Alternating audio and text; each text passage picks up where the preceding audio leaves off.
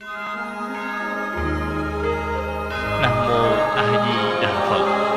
Phật thuyết Đại thừa Vô Lượng Thọ trang nghiêm thanh tịnh bình đẳng giác kinh tập 258. Người giảng là Pháp Sư Tịnh Không. Xin mời mở quyển kinh ra. Trang thứ 33, hàng thứ hai. Trang thứ 33, hàng thứ hai. Chúng sanh nghiệp báo, việc bất khả tư nghị. Chúng sanh thiện căn, bất khả tư nghị. Chư Phật thánh lực, chư Phật thế giới, việc bất khả tư nghị. Đoạn kinh nhỏ này,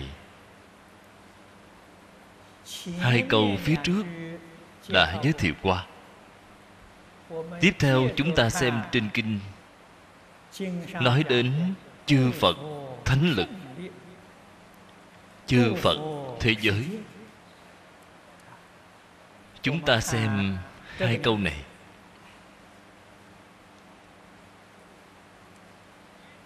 Trên kinh nói đến chư Phật là thông chỉ mười phương tất cả chư Phật Như Lai. Thánh lực chú trọng là ở cái chữ thánh này.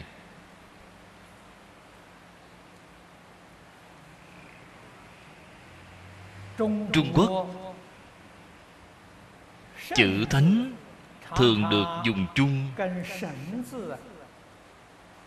với chữ thần là thần thánh. Thần thánh đều nói được thông. Ý nghĩa của hai chữ này tương thông với nhau. Dùng lời hiện đại mà nói là đều thông suốt, hiểu rõ đối với chân tướng vũ trụ nhân sanh.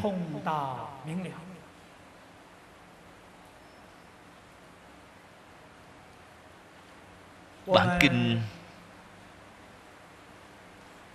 ở phía trước, Phật đã nói với chúng ta ba cái chân thật: khai hóa hiển thị, chân thật chi tế, trụ chân thật huệ. Cái thánh lực này trên thực tế chính là trụ chân thật huệ. Các ngài có trí huệ chân thật. Huệ dĩ chân thật chi lợi, lợi ích chân thật cho tất cả chúng sanh. Đây chính là thánh lực.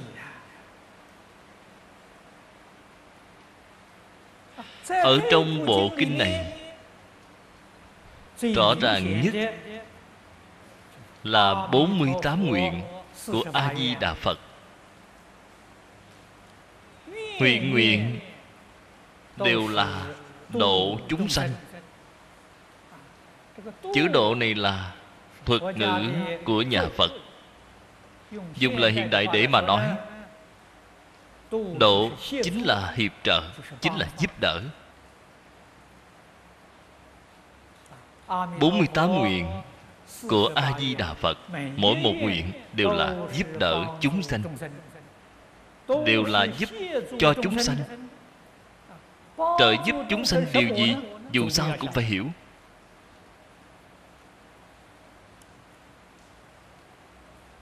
Lợi ích nhỏ là giúp đỡ chúng ta đoạn ác tu thiện, giúp đỡ chúng ta không đọa ác đạo. Đây là nói đến tu học Tịnh Tông mà không thể phát nguyện ngay trong đời này, giảng sanh thế giới cực lạc. Đồng tu học tịnh độ, có rất nhiều người không có cái nguyện lực này. Nó có lợi ích gì hay không? Có lợi ích là không đọa ác đạo. Đời sau còn có thể hưởng phước báo nhân thiên. Đây là giúp đỡ rất lớn đối với chúng ta, thật không thể nghĩ bàn. Nếu như chúng ta phát tâm cầu sanh Tây phương cực lạc thế giới, thân cận A-di-đà Phật, đây là công đức đã viên mãn rồi. Cái lợi ích này chân thật không thể nghĩ bàn. Ngài có thể giúp đỡ chúng ta phá mê khai ngộ, giúp đỡ chúng ta chuyển phàm thành thánh. Đây là thánh lực của chư Phật. Có đồng tu sẽ thắc mắc, A-di-đà Phật phát nguyện giúp đỡ chúng ta. Chúng ta đã xem thấy ở trên kinh, chư Phật mười phương giúp đỡ chúng ta dường như không hề thấy. Bạn có cái nghi hoặc này là do khi bạn đọc kinh đã quá sơ suất. Chúng ta tụng kinh Di Đà. Ở trong kinh Di Đà có một đoạn kinh văn rất dài, là lục phương Phật tán. Cái này mọi người đều rất rõ. Lục phương chính là thập phương.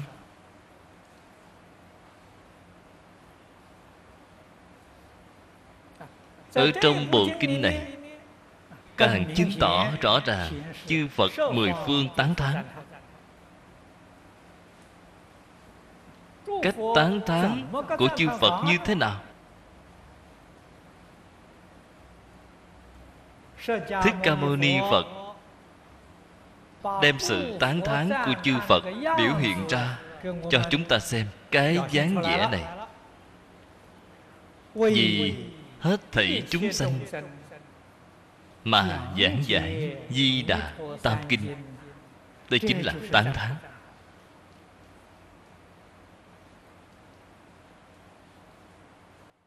Trong kinh Di Đà có 4 lần khuyên bảo, khuyên chúng ta cầu sanh Tây phương tịnh độ.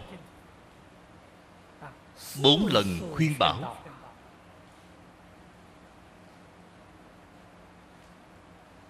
Thích Ca Mâu Ni Phật còn như vậy thì chúng ta có thể thể hội được mười phương ba đời tất cả chư Phật không ai không như vậy. Cho nên đề cập đến thế giới cực lạc, đề cập đến A-di-đà Phật, có vị tôn Phật nào mà không tán thán?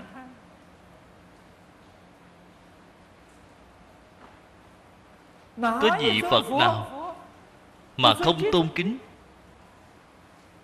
Chúng ta xem thấy ở trên bộ kinh này, Thế Tôn tán thán A-di-đà Phật là Quan Trung Cực Tôn, Phật Trung Chi Dương.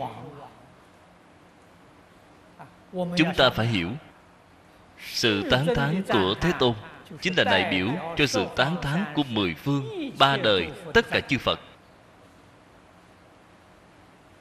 Lời này không phải do chúng tôi nói, đây là có căn cứ trên kinh điển. Đây là sự thật, nhất định không phải là vọng ngữ.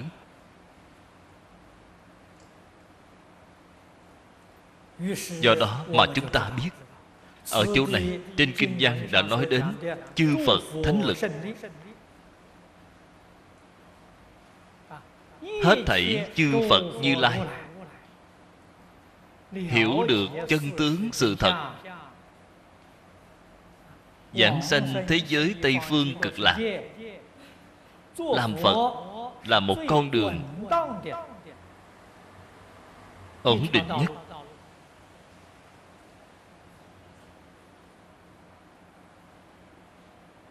là con đường đơn giản nhất, là một con đường nhanh chóng nhất mà thành tựu viên mãn. Quả thật là không thể nghĩ bàn. Cho nên bộ kinh này tôi đã giảng qua rất nhiều lần.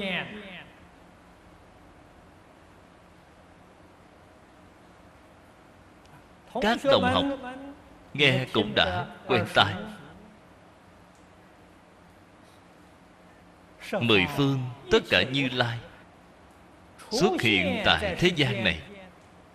Các ngài đến để làm gì? Thiện Đạo Đại Sư thời nhà Đường nói rất hay. Ngài nói Như Lai sở dĩ hưng xuất thế, duy thuyết Di Đà bổn nguyện hải. Bổn nguyện hải của A Di Đà Phật chính là Tịnh Độ Tam Kinh. Phật xuất hiện tại thế gian chủ yếu chính là vì cái sự việc này.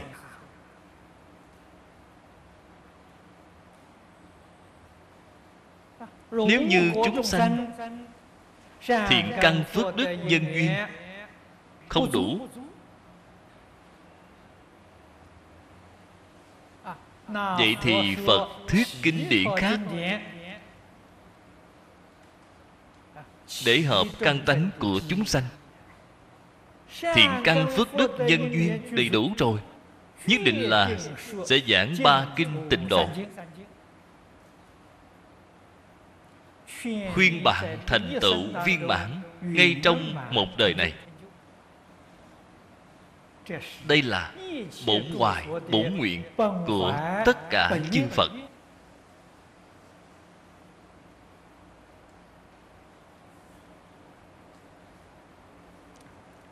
Đây là chư Phật thánh lực không thể nghĩ bàn.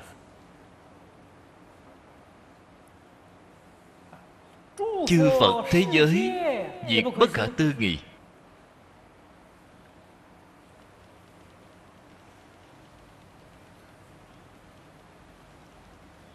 Thế giới của chư Phật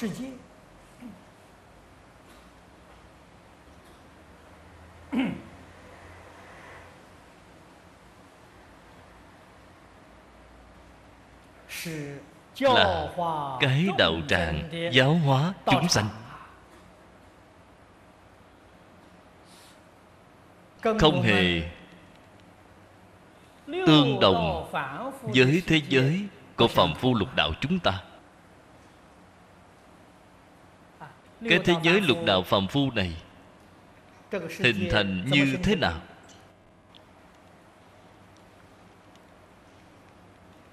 Là thành tựu của nghiệp lực chúng sanh.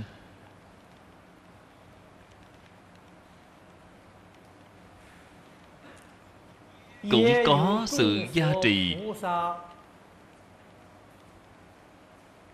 của thánh lực chư Phật Bồ Tát. Nếu như không có Phật lực gia trì thì thế giới này từ sớm đã bị hủy diệt rồi.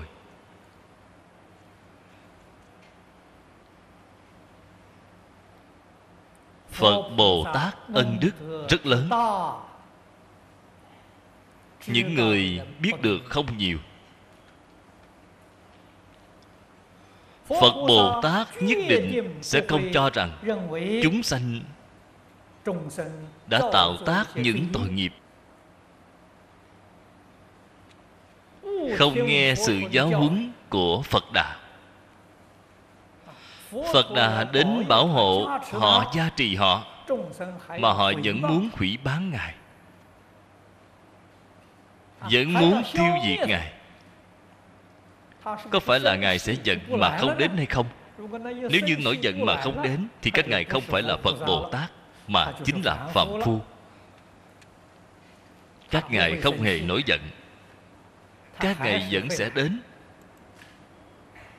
vẫn cứ tận tâm tận lực giúp đỡ chúng ta. Vô số chúng sanh, rồi sẽ có vài người giác ngộ được, sẽ có vài người hiểu được, Chí ít chúng ta ở nơi đây giảng kinh, các vị đồng tu ngồi ở đây đều là người hiểu rõ, đều là nhờ vào chư Phật Bồ Tát đến gia trì cho chúng ta, đều sẽ không phản đối. Vẫn là có một ít người, cho dù có một người gắng sức, Phật cũng đến. Đây là ở trên kinh Phật chúng ta đọc đến Phật thị môn trung bất xả nhất nhân. Có một người tâm thiện, Phật Bồ Tát cũng đến. Phật Bồ Tát đến, mọi người đều được nhờ.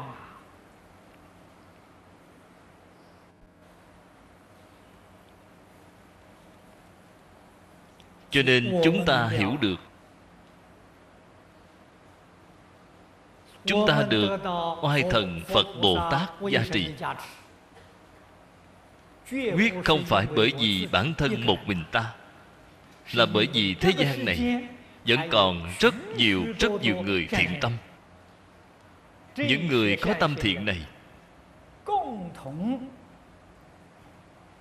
cùng cảm ứng. Chúng sanh chúng ta có cảm, Phật Bồ Tát liền có ứng.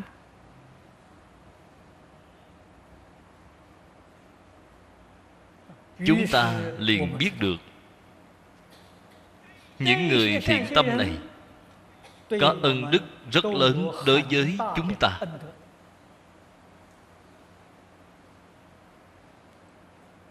Bởi vì sao? Phật Bồ Tát không thể chuyển nghiệp báo của chúng sanh. Ở trên kinh Phật thường nói, tâm Phật chúng sanh tam vô sai biệt.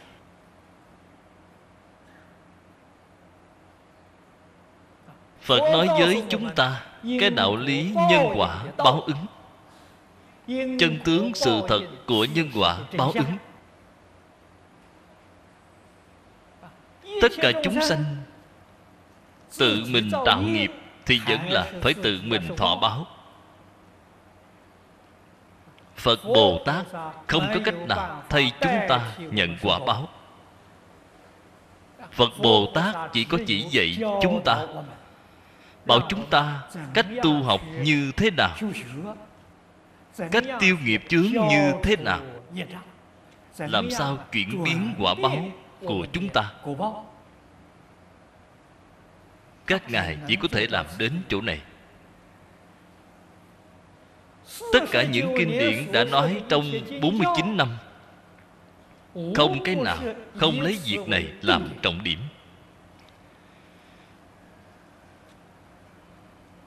Chỉ cần bản thân chúng ta hiểu rõ, giác ngộ rồi, dừng việc tạo ác nghiệp, chăm chỉ nỗ lực tăng cường tu thiện nghiệp, thì quả báo liền chuyển.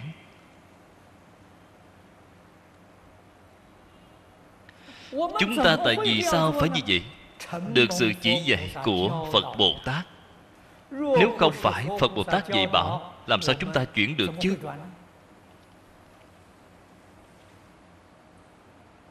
Đây là ân đức không thể nghĩ bàn của chư Phật Bồ Tát đối với chúng ta.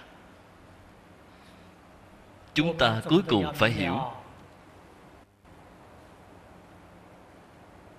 chỉ có hiểu rõ mới có tâm báo ân. Biết ân thì mới có báo ân. Không hiểu được cái ân đức này thì chúng ta không thể sanh khởi cái ý niệm báo ân. Phải báo ân như thế nào?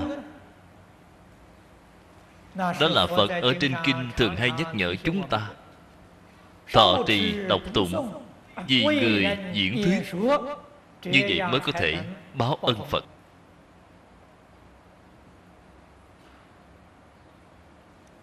Như vậy mới có thể báo cái ân dưỡng dục của cha mẹ,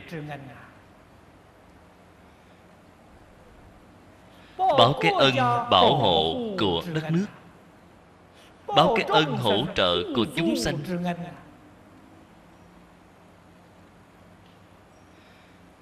báo cái ơn dạy bảo của Phật Bồ Tát và sư trưởng trên đền 4 ơn nặng. Quả nhiên có thể báo ân, nhất định là dưới cứu 3 đường khổ. Một sự việc mà làm tốt thì lợi ích vô lượng vô biên. Chúng ta không thể không biết cái đạo lý này. Thế giới của chư Phật không giống với chúng ta. Tại vì sao tất cả chư Phật Bồ Tát lại khuyên chúng ta đi đến cực lạc thế giới?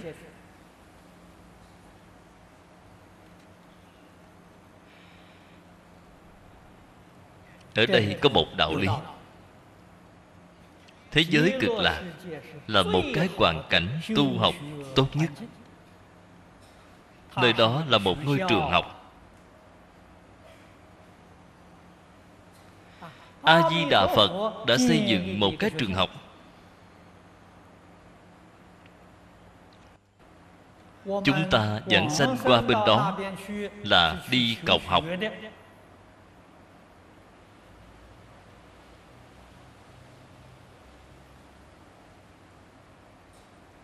Ở bên đó có thể nói việc học của chúng ta là ngày đêm đều không gián đoạn, thành tựu rất nhanh. Tại vì sao nói ngày đêm đều không gián đoạn? Người ở thế giới bên đó không có ngủ nghỉ.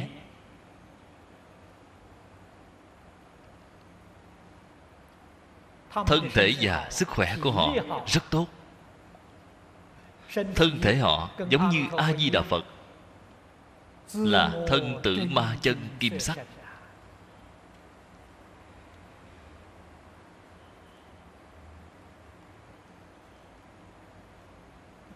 Chúng ta nghe câu này ở trên kinh sẽ rất khó hiểu được ý nghĩa ở chỗ này.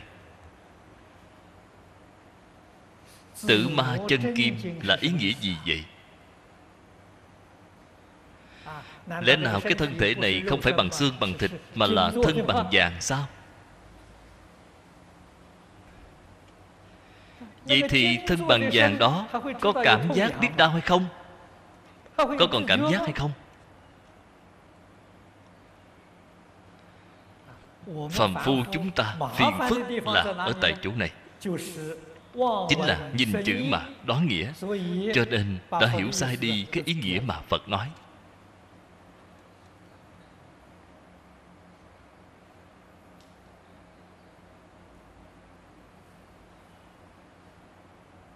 Tử ma chân kim là thứ tốt nhất của vàng, thù thắng nhất.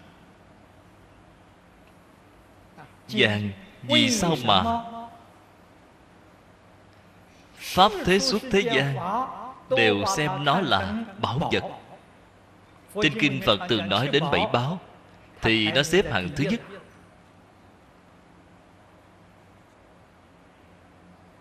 Vật bảo đương nhiên rất quý. Đáng quý ở chỗ nào? Đáng quý ở chỗ nói vĩnh viễn không thay đổi.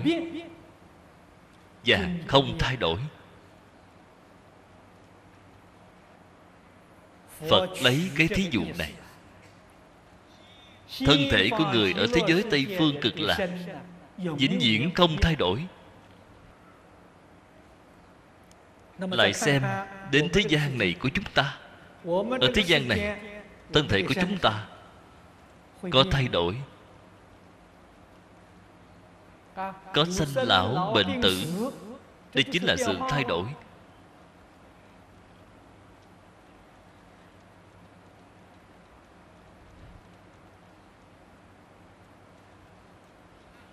Có sự thay đổi của nóng và lạnh, có sự thay đổi của no và đói. Thay đổi quá nhiều. Thế giới Tây Phương cực lạc không có sự thay đổi.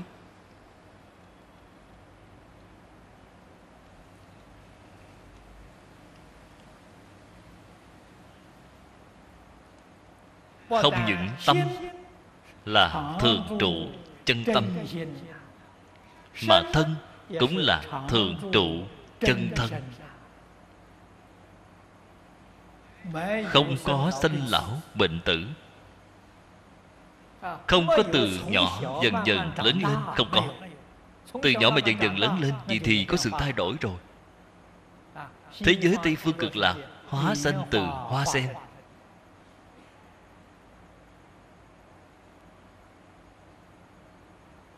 vĩnh viễn là bất hoại bất diệt, vĩnh viễn không sinh bệnh, vĩnh viễn không cần ngủ nghỉ, vĩnh viễn không cần ăn uống. Đây mới gọi là thân tử ma chân kim sắc. Ý nghĩa của câu nói này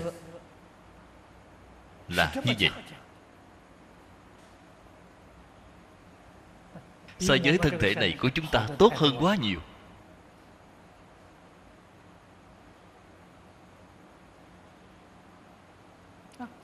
Tác dụng của lục căn rộng lớn vô biên.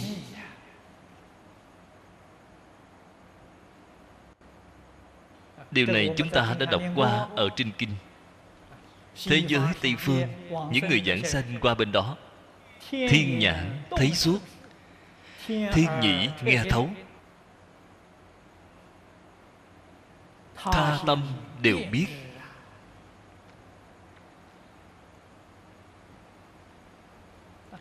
Hiện tại chúng ta gọi đây là khả năng đặc biệt. Ở Tây Phương, người người đều có khả năng đặc biệt hạng nhất. Họ ngồi bất động ở nơi đó, mà tình trạng cuộc sống của chúng sanh trong mười phương họ đều nhìn thấy rất rõ ràng, rõ như lòng bàn tay. Chúng sanh ở trong thế giới mười phương nói chuyện với nhau, họ đều nghe thấy rất rõ ràng.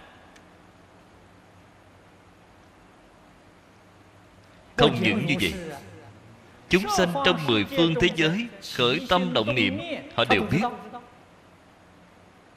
Họ có tha tâm thông. Cái thông tin này là Thích Ca Mâu Ni Phật đã truyền đạt với chúng ta ở trong bộ kinh này. Chúng ta sanh đến thế giới Tây Phương Cực Lạc thì cũng có được cái thân tướng thù thắng như họ, cũng có được khả năng đặc biệt giống như họ. Quả thật là thử thế giới tha phương, thế giới quá khứ vị lai, không gì không biết, không gì không thể. Chúng ta đi đến thế giới Tây Phương là đi học cái khả năng này. Học trí huệ, học khả năng, tu thành cái báo thân vĩnh hằng, bất sanh bất diệt. Ở trên kinh Phật nói ba cái thân. Báo thân có thủy mà không có chung.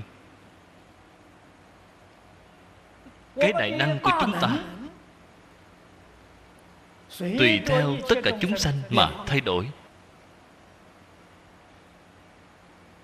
Cũng giống như trong Phẩm Phổ Môn đã nói,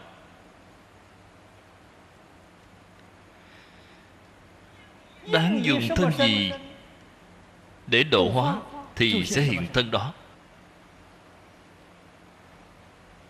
Trên kinh Lăng Nghiêm thì nói là tùy chúng sanh tâm, ứng sở tri lượng.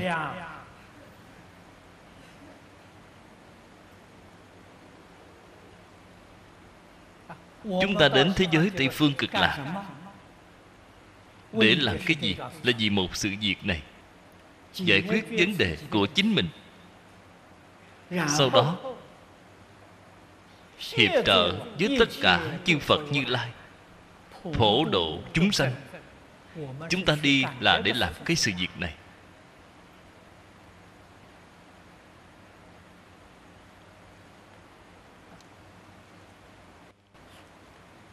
chư Phật thế giới, chủng loại không thể nghĩ bàn. Kinh này phía sau có giới thiệu, phía trước cũng đã giới thiệu không ít. Thế giới Tây Phương Cực Lạc, y báo trang nghiêm. Hiện tại chúng ta nói là hoàn cảnh vật chất, hoàn cảnh nhân sự.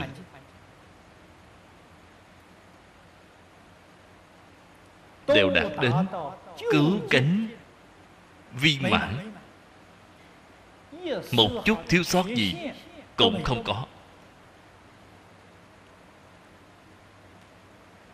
Vì chúng ta sẽ thắc mắc, vì sao thế giới Tây Phương lại thù thắng trang nghiêm như vậy?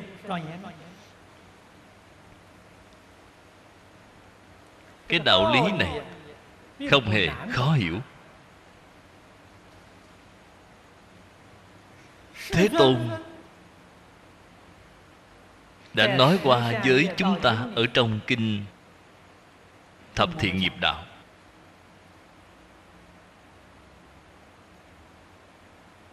A Di Đà Phật cùng với tất cả những chúng sanh giảng sanh này, nhân địa đều là thuần tịnh, thuần thiện.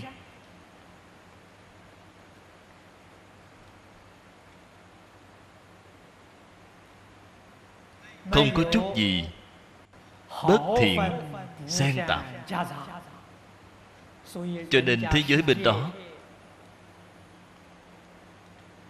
thanh tịnh, thiện lành, viên mãn như vậy. Họ không có chút bất thiện.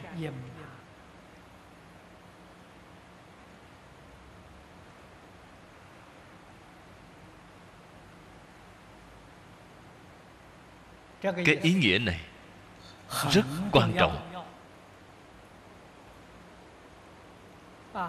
Đặc biệt là đối với việc chúng ta muốn ngay trong đời này là người cầu sanh đến thế giới Cực Lạc, chúng ta nhất định phải đoạn ác. Đoạn ác đoạn đến mức độ nào? Không để cho tâm mình có chút bất thiện nào xen tạp. Chúng ta phải lấy cái này làm tiêu chuẩn. Như vậy mà niệm Phật mới khẳng định giảng sanh Tây Phương Cực Lạc thế giới, mới nắm chắc 100%.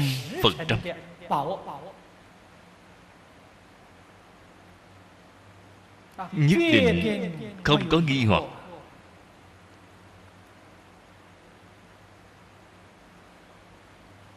Đoạn ác tu thiện, dụng công phu ở chỗ nào? Chính là xử sự đối người tiếp vật.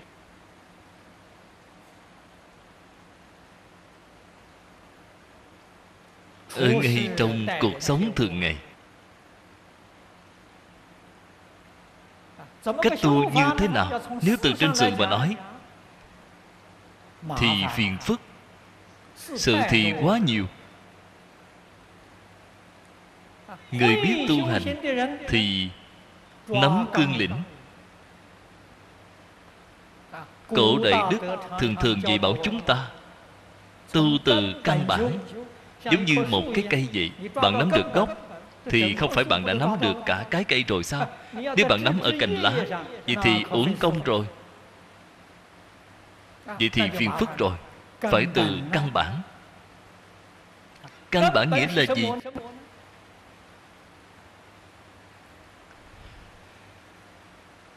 Không ngoài việc rời khỏi vọng tưởng phân biệt chấp trước. Đây là căn bản thật sự. Ở trong cuộc sống thường ngày, không phân biệt, không chấp trước. Xử sự đối người tiếp vật cũng không phân biệt, cũng không chấp trước. Cho nên các vị đang ngồi ở đây, các vị đồng tu từ nước ngoài đến Singapore, từ Trung Quốc đến, tôi hy vọng mọi người Không nên viết thư cho tôi. Vì sao vậy? Tôi không phân biệt, không chấp trước. Tôi không xem thư. Các vị viết thư cho tôi chỉ mất công thôi.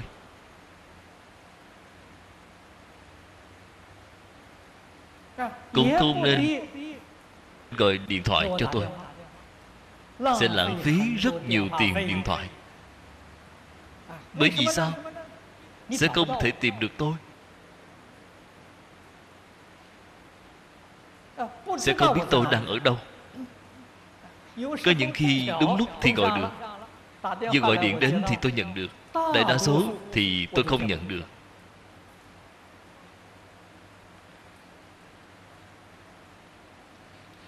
Tôi có việc thì tôi sẽ tìm các vị. Tôi có một chiếc điện thoại di động, số điện thoại thì tôi không biết. Cho nên tôi có thể gọi cho người khác. Người khác thì không thể gọi cho tôi, bởi vì tôi không biết số điện thoại. Giả lại bình thường thì điện thoại di động của tôi luôn luôn tắt nguồn.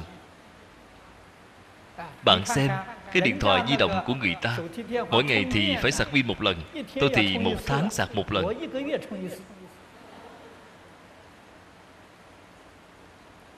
Rất ít dùng đến. Một tuần dùng đến khoảng 1-2 lần. Dùng rất ít. Có cái phương tiện này, nhưng rất ít dùng. Tôi làm tấm gương cho các đồng học tu cái tâm thuần tịnh. Không nên để cảnh giới bên ngoài ảnh hưởng.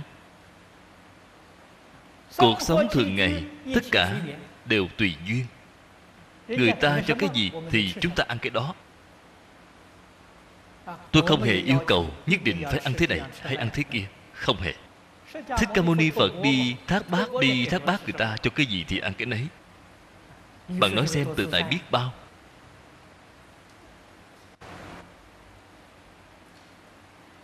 Tùy duyên chứ không phan duyên.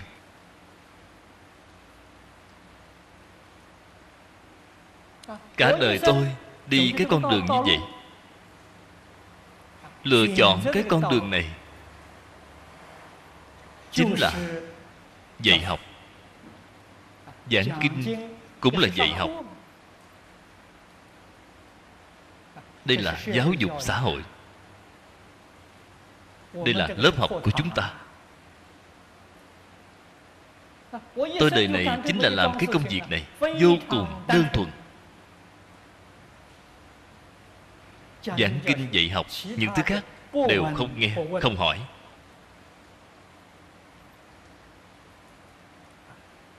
Có thể đem công việc bổn phận làm cho tốt. Đây chính là công đức viên mãn. Nhưng mà giảng kinh dạy học đều phải có duyên phận. Duyên phận đó chính là hộ pháp.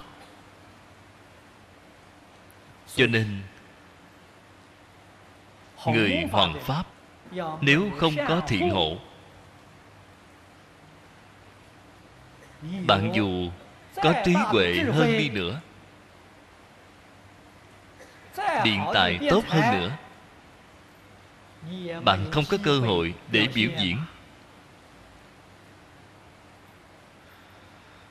Cho nên hộ pháp quan trọng hơn bất cứ thứ gì. Tất cả chúng sanh có thể được công đức Phật Pháp lợi ích thù thắng là nhờ ai? Nhờ hộ Pháp. Việc này chúng ta phải xem có thật sự được người hộ Pháp.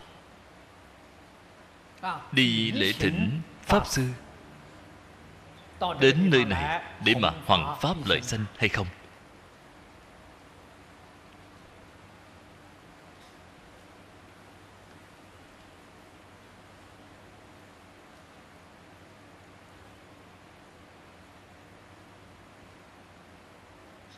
Tâm hạnh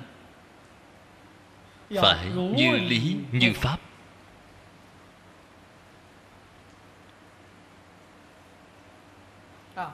hộ pháp phải có đủ điều kiện, nguyên lý, nguyên tắc của hộ trì mà trên kinh điển đã nói. Hoằng pháp cũng nhất định phải tuân thủ sự giáo huấn của Phật Đà. Hoằng và hộ phải phối hợp mật thiết, thì Phật Pháp ở tại nơi này sẽ hưng vượng.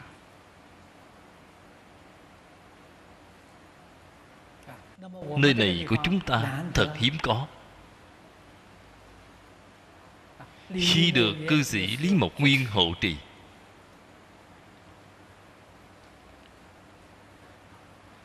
không có sự hộ trì của ông, chúng tôi làm gì có duyên phận giảng kinh ở nơi này, làm gì có duyên phận dạy học ở nơi này. Năm nay chúng tôi dự định vào tháng 11 sẽ tổ chức một đại hội Hoằng Pháp ở bên Malacca. 2 ngày trước, đồng tu ở bên đó nói với tôi, Phật môn chúng ta bên đó có 3 tông phái. 3 phái này đang tranh nhau, tranh nhau làm ban tổ chức, không ai nhường ai. Đến hỏi tôi nói cái việc này thì khó. Nếu tôi mà nhận lời đơn vị này thì đắc tội với 2 đơn vị kia, nếu nhận lời đơn vị kia thì đắc tội với 2 đơn vị này. Con người ai cũng muốn làm người tốt, không muốn đắc tội với ai. Tôi nói vậy thì phải làm sao? Ngưng lại không làm nữa thì không đắc tội với ai. Họ đã đồng ý rồi, không làm nữa. Tranh luận thì không nên làm nữa. Hòa kính thì sẽ làm. Đoàn thể nhà Phật là lục hòa kính. Bất hòa thì chúng ta không thể đi. Hòa kính vậy thì chúng ta nhất định phải đi. Chúng ta mà không đi thì có lỗi với Phật Bồ Tát, có lỗi với đồng tu. Không có hòa kính thì chúng ta phải mau mau rời khỏi. Thí dụ cho việc này, xưa nay trong ngoài nước có rất nhiều.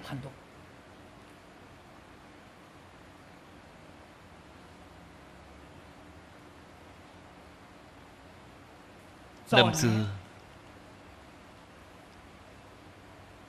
tôi ở Đài Loan, ở Trung Bộ có một đạo tràng, hình như là ở Mai Sơn, Thiền Lâm Tự ở Gia Nghĩa Mai Sơn. Ở đó có một vài vị đồng học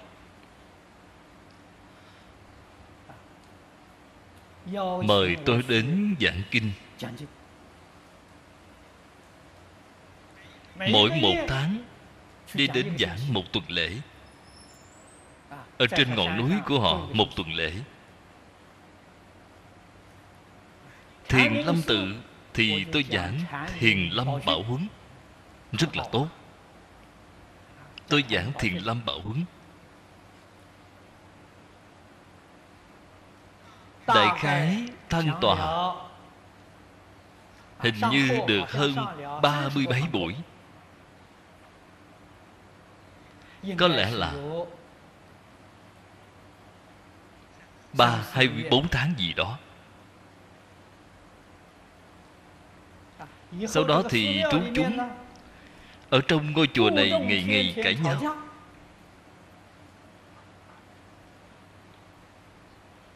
Ồn ào làm mọi người bất an. Tại vì sao mà cãi nhau? Vì tranh giành chức vị.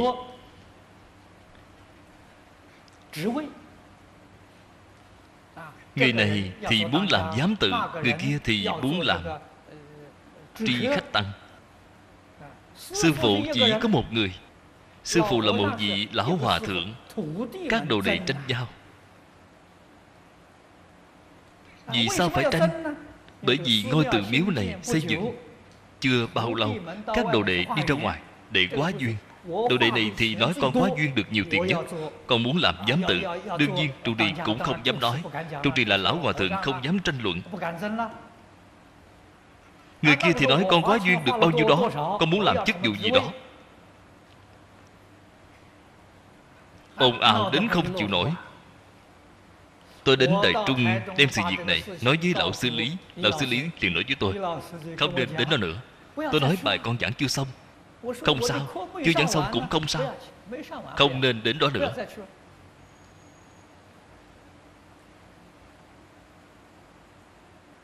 Phàm là nơi có sự tranh luận thì chúng ta phải tránh,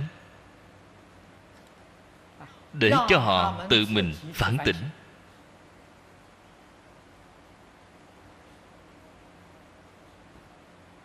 Để cho họ tự mình sám hối.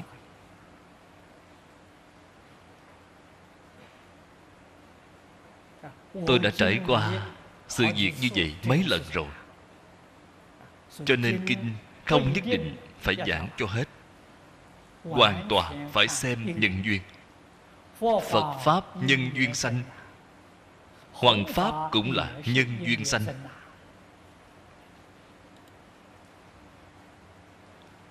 Năm đầu Dân Quốc, chúng ta đã từng xem qua trong các văn tự ghi chép. Pháp Sư Tín Tự mở trường Đại học Hoa Nghiêm, hình như chỉ mới được hơn 1 năm thì giải tán, duyên không đủ. Âu Dương Cánh Vô xem như là người thành công nhất, xây học viện Chi Na Nội tại Nam Kinh, cũng chỉ được 2 năm.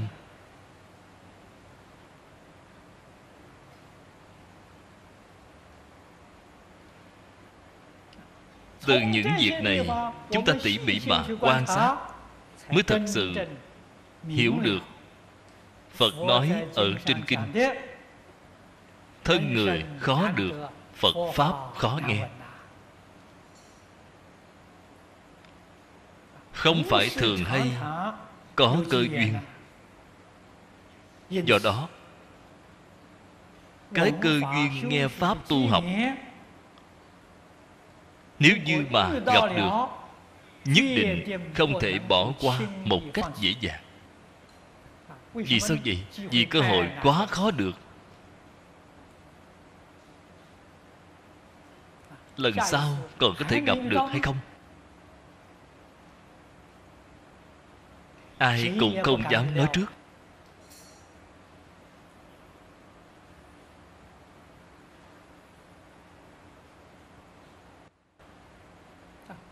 Chỉ có người thật sự hiểu được thì mới trân quý mỗi ngày lên lớp. Tôi tại Đại Trung thân cận lão cư sĩ Lý Bỉnh Nam 10 năm. Tôi hiểu được. Bởi vì tôi không phải người Đại Trung, không có chỗ ở tại Đại Trung, cho nên đối với việc nghe Pháp thường rất trân quý. Lão sư Ngài bất luận là diễn thuyết ở thành phố Đại Trung hay là tại một nơi nào bên ngoài Đại Trung, tôi nhất định đều không bỏ qua. Tôi đi theo Ngài. Vào lúc đó thì đi theo lão sư có đến 20 mấy người. Người ta nói chúng tôi là thường tùy chúng của lão sư Lý. Ngài đi đến đâu thì chúng tôi theo đến đó.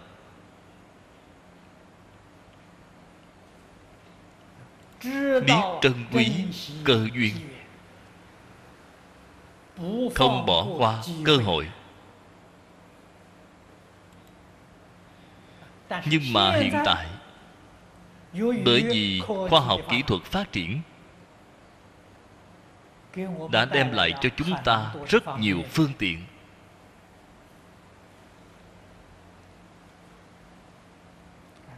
Nhưng mà khoa học kỹ thuật cũng đem đến sự ảnh hưởng mặt trái.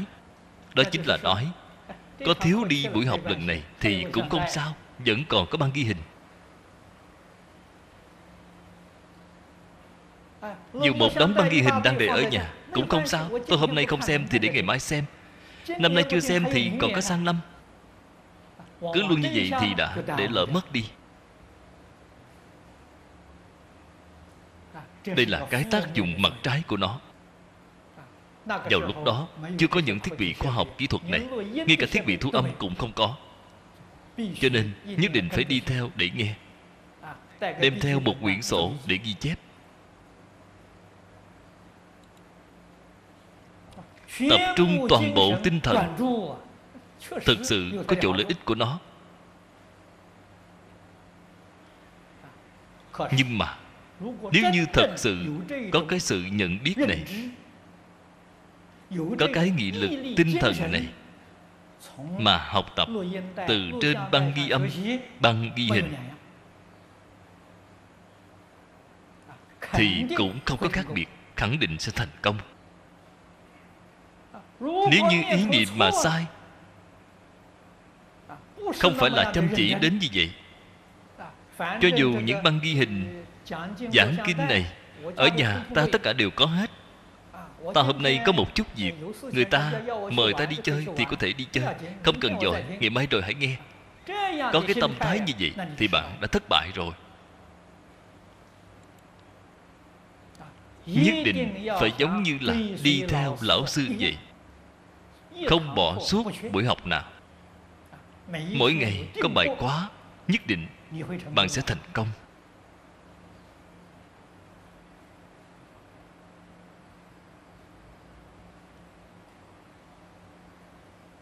Cho nên việc học tập ở trên mạng phải thù thắng hơn so với trên băng ghi hình. Trên mạng thì nó có thời gian, đến lúc nào có bài giảng thì đến lúc đó bạn nhất định phải nghe.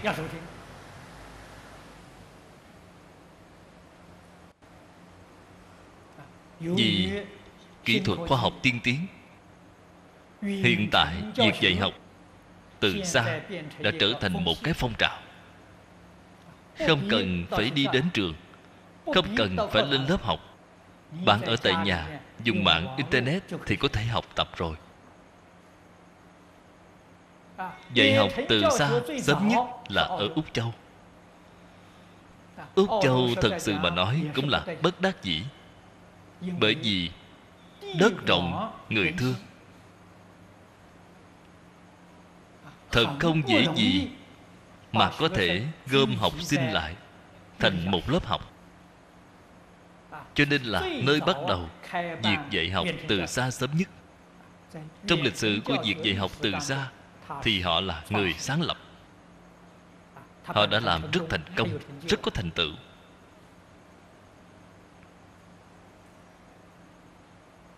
Hiện tại có rất nhiều quốc gia, khu vực đều áp dụng cái phương pháp này. Phật giáo chúng ta Hoằng Dương Phật Pháp cũng không thể bỏ qua cái biện pháp này.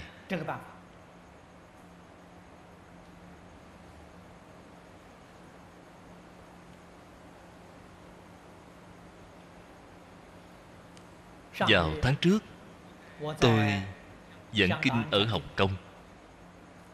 Đài Loan có một cái pháp giới vệ tinh,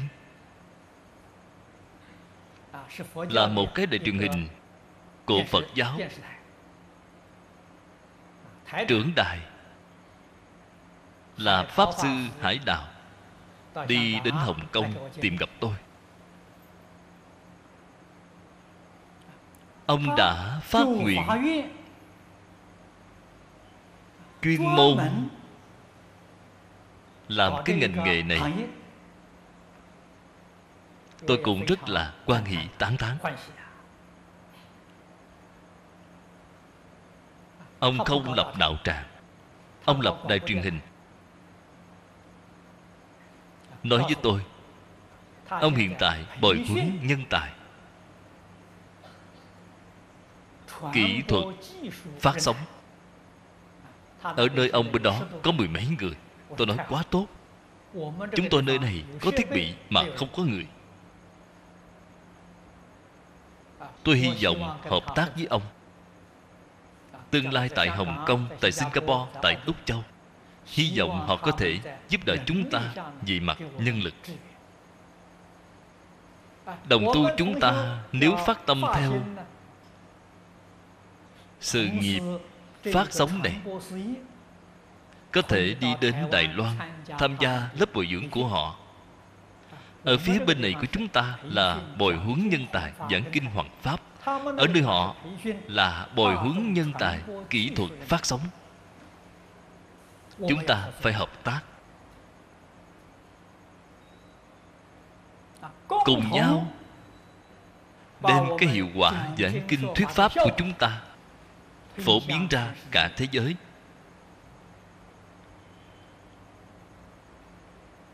Quyết không phải là ở tại một cái lớp học, quyết không phải là ở tại một khu vực. Chúng ta phải có cái lý niệm này, phải hướng đến cái mục tiêu này để mà nỗ lực.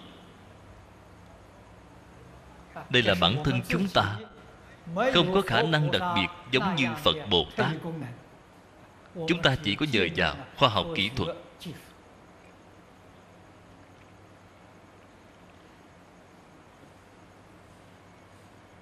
Hy vọng những thiết bị này của chúng ta đều có thể làm được mức tốt nhất. Hy vọng ở những nơi xa xôi họ cũng có thể xem thấy hình ảnh được rõ ràng, âm thanh không đến nỗi bị gián đoạn. Phải đạt đến được cái hiệu quả như vậy.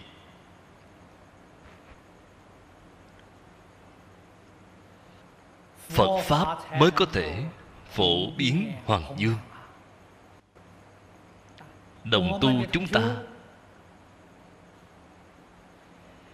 phải thay Phật Bồ Tát làm một việc tốt. Việc tốt gì vậy? Là chăm chỉ lắng nghe, đón nghe đúng giờ. Lúc nghe đài, có thể đem gia đình, quyến thuộc của bạn bè tập hợp lại trước máy Internet, hoặc là ở trước chiếc truyền hình. Mạng Internet có thể tiếp sóng truyền hình, đem những hình ảnh này phóng to, làm một buổi học tại nhà mình. Ngày ngày đều không nên gián đoạn. Cứ như vậy, sau nửa năm, tư tưởng con người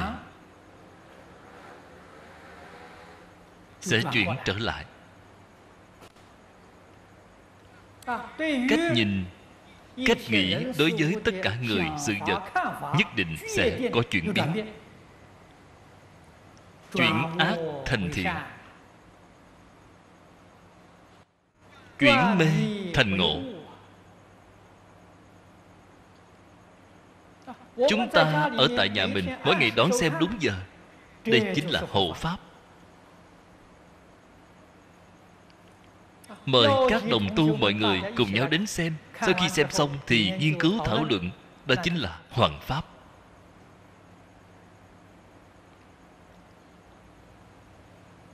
Nền giáo học của Phật Pháp mới có thể thâm nhập vào trong xã hội. Cẩn dịch Vọng Tây Cư Sĩ.